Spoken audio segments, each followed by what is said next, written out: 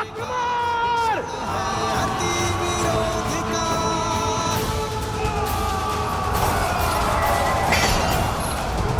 भास्कंड,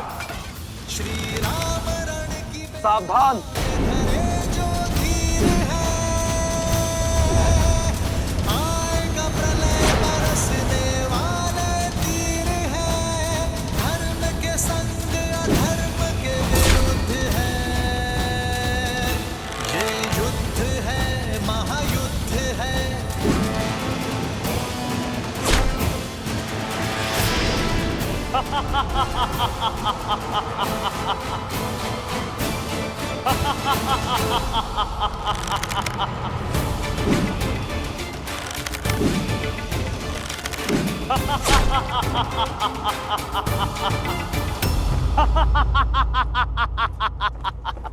बस राम, बाण क्या, ब्रह्मास्त्र चला दो।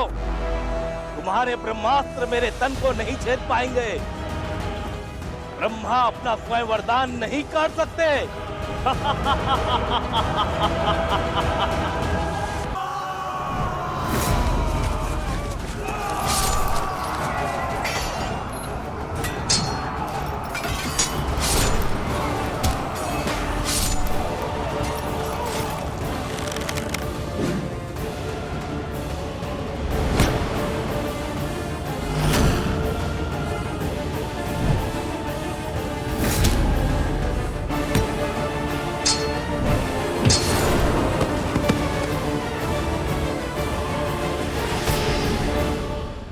बताओ, कहां है सन्नार रमन?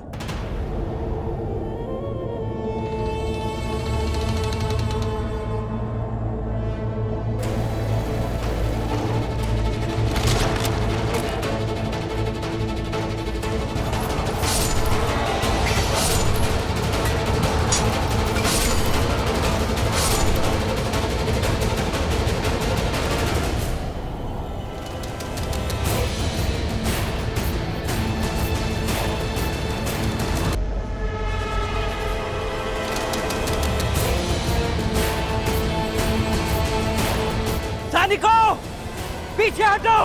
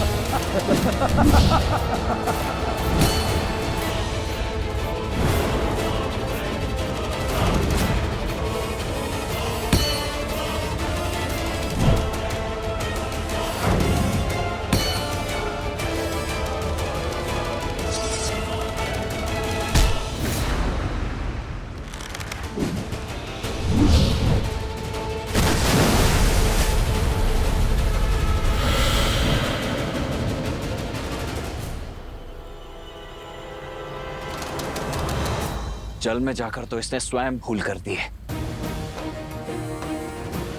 ब्रह्मदेव के वरदान के अनुसार उसकी मृत्यु जल के भीतर ही हो सकती है, वो भी तब जब उसकी श्वास नली काट दी जाए।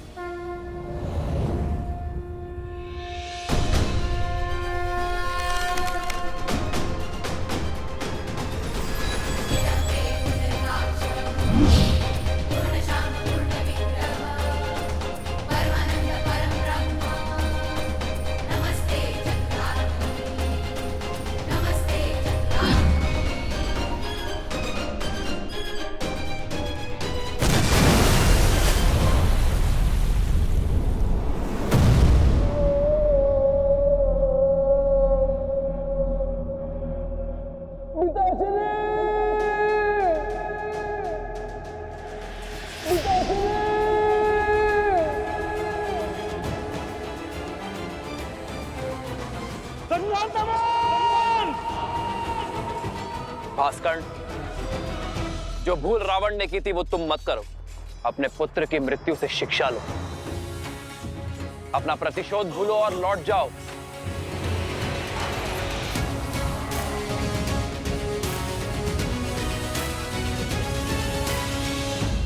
लक्ष्मण, तुमने मेरे प्राण, मेरे प्यारे पुत्र से नरदमन का वध किया है। अब मेरे प्रकोप से तुम दोनों भाइयों को कोई नहीं बचा सकता, कोई नहीं। भास्कर्ण, ये क्रोध ही तुम्हारे विनाश का कारण बनेगा, क्योंकि सत्य और धर्म की लौ के आगे तुम्हारा ये झूठा दम अवश्य तोड़ेगा। आज तुम्हारे अत्याचार और आतंक का अंत होकर रहेगा भास्कर्ण।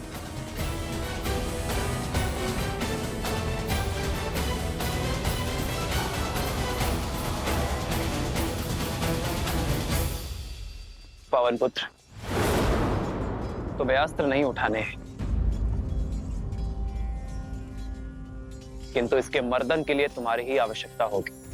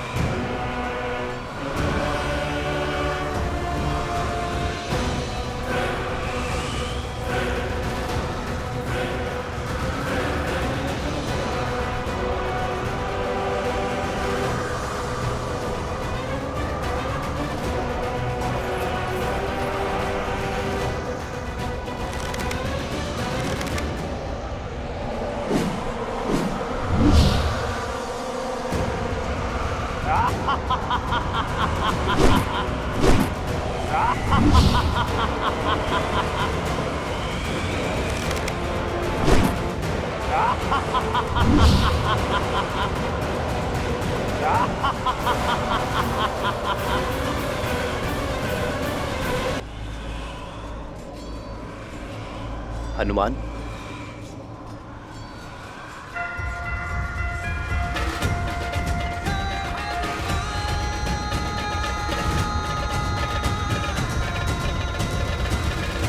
पिताश्री वायुदेव प्रकट हो।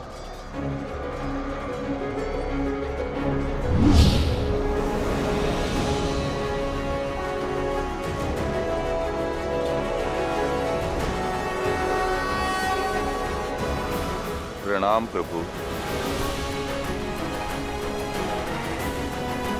कैसे स्मरण किया पुत्र? पिताश्री, राम काज में आपकी सहायता की आवश्यकता है। मैं कुछ क्षण के लिए आपको अपने अंदर बसाना चाहता हूँ। राम का काज और पुत्र की पुकार दोनों को अनदेखा नहीं किया जा सकता। तथास्तु।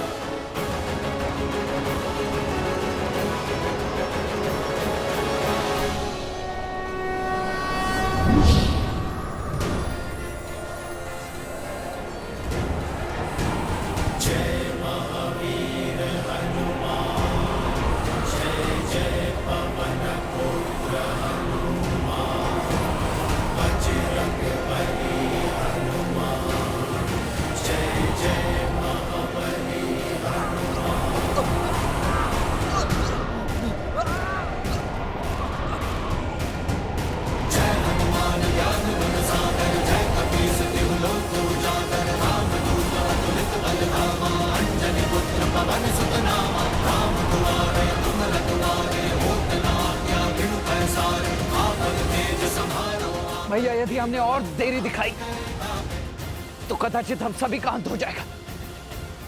इससे पूर्व की कुछ अनर्थ आपको इसका संहार करना ही होगा। लक्ष्मण,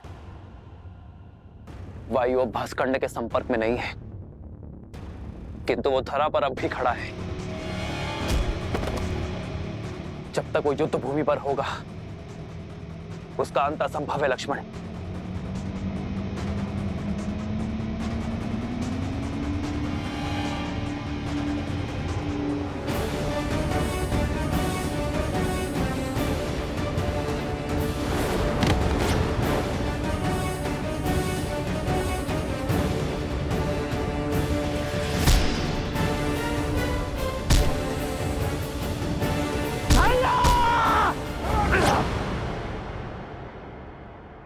कीजिए।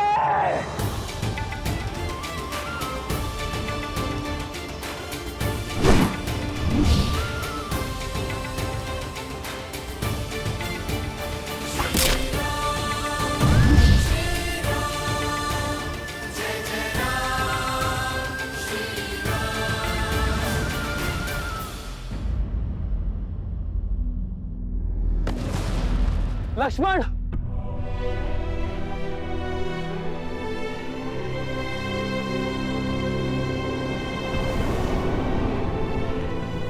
लक्ष्मण, लक्ष्मण, लक्ष्मण, लक्ष्मण, लक्ष्मण, लक्ष्मण, लक्ष्मण, आज तुमने फिर मेरे प्राण बचा लिए। लक्ष्मण,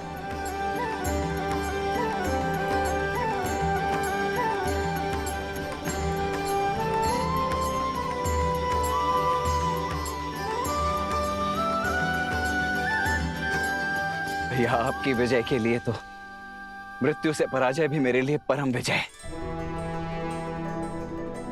कल प्रातः हम अयोध्या के लिए प्रस्थान करेंगे और वहां प्रत्येक घर पर हमारे विजय की पताका लहराएगी। जाओ लक्ष्मण, अब सेना से भी निश्चिंत होकर विश्राम करने को कहो। जो आज्ञा भैया।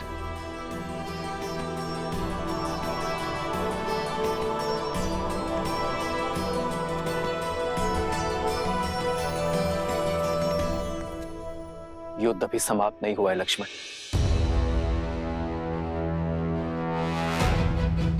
युद्ध तो अब आरंभ होगा, वो युद्ध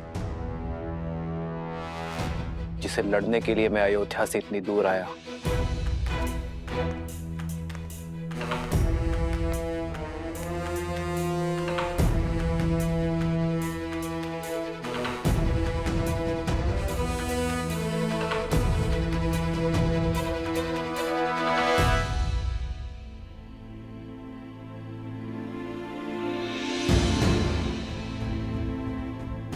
लोग आजकल कानाफूसी कर रहे हैं राजा राम और माता सीता के विषय में। हाँ, मेरे पति ने भी मुझे राजमहल की सेवा छोड़ने के लिए निर्देश दे दिया है। वैसे भी श्री राम के प्रेम के आगे उनको कुछ गलत नहीं लगता। वो तो कुछ भी नीति बना सकते हैं। उनको कौन है कहने वाला?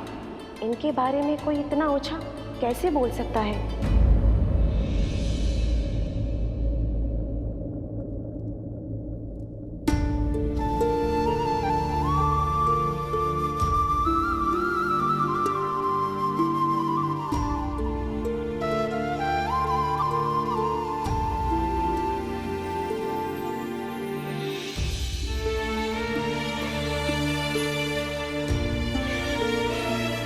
सीता कभी चिंतित हो ही नहीं सकती यार, परंतु एक होने वाली माँ का स्वप्न बिगड़ जाने का शोक अवश्य है।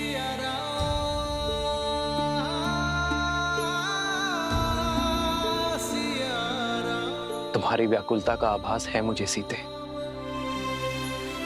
किंतु मुझे एक राजा के कर्तव्य के साथ साथ अपनी होने वाली संतान को असुरी शक्ति से भी बचाना होगा, और ये कार्य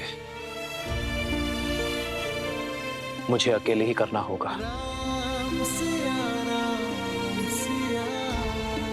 अपनी प्रजा के हित के लिए, राम को मृत्यु भी स्वीकार है।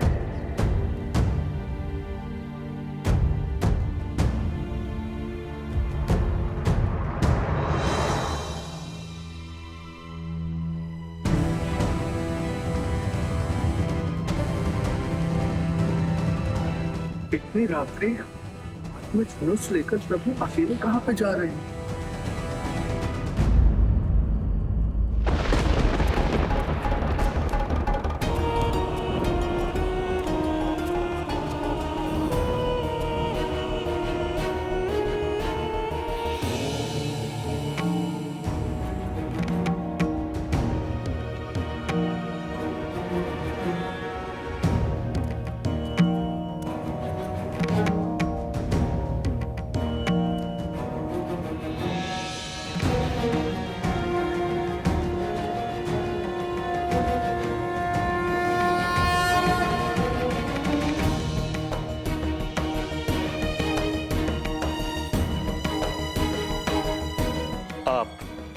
अवध की महारानी है देवी सीता।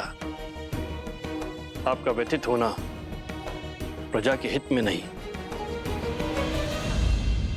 प्रजा की ही चिंता में हूं गुरुवर। नागरिकों के विचारों में मलिनता आ रही है और मन में शंका का विष घुल गया है। ये नगर में कौन सी असुरी शक्ति पग पसार रही है गुरुवर?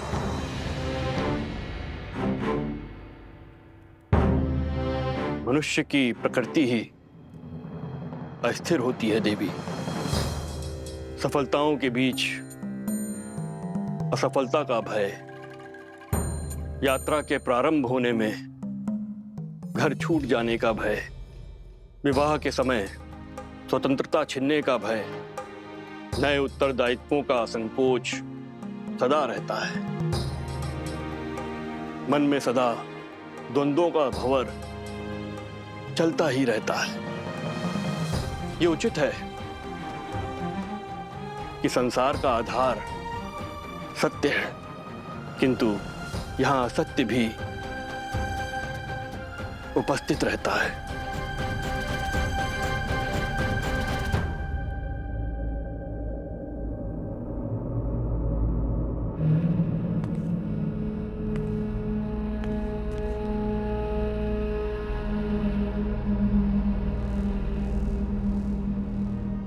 मैं ललकारता हूं सहस्त्रमुख रावण, सामने आओ। असत्य का गुण है कि वो सत्य से दूर नहीं रह सकता। मैं जानता था तुम मेरे पीछे अवश्य आओगे।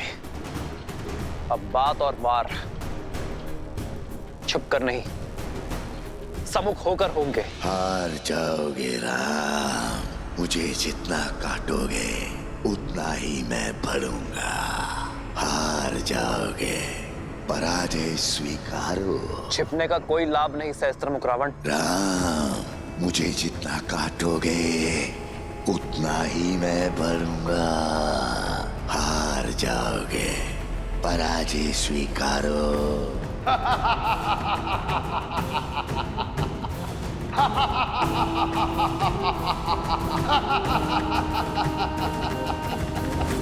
क्या राम राज्य भी भय की छाया में श्वास लेगा? क्या यहाँ भी सत्य और असत्य इतना समीप हो जाएगा कि उचित अनुचित के मध्य की रेखा ही मिट जाएगी? क्या रघुकुल के राघव की विजय पर भी प्रश्न चिन्ह लगेंगे गुरुवर? राम सिंहासन पर अवश्य आरूढ़ हो गए हैं देवी, किंतु किसी भी अभूतपूर्व कार्य के सफल होने में समय लगता है। राम राज्य स्थापित होने में भी अभी समय है। धर्म और कर्म के अमृत से इस धरा को सींचना होगा। राम को अभी और संघर्ष करना होगा।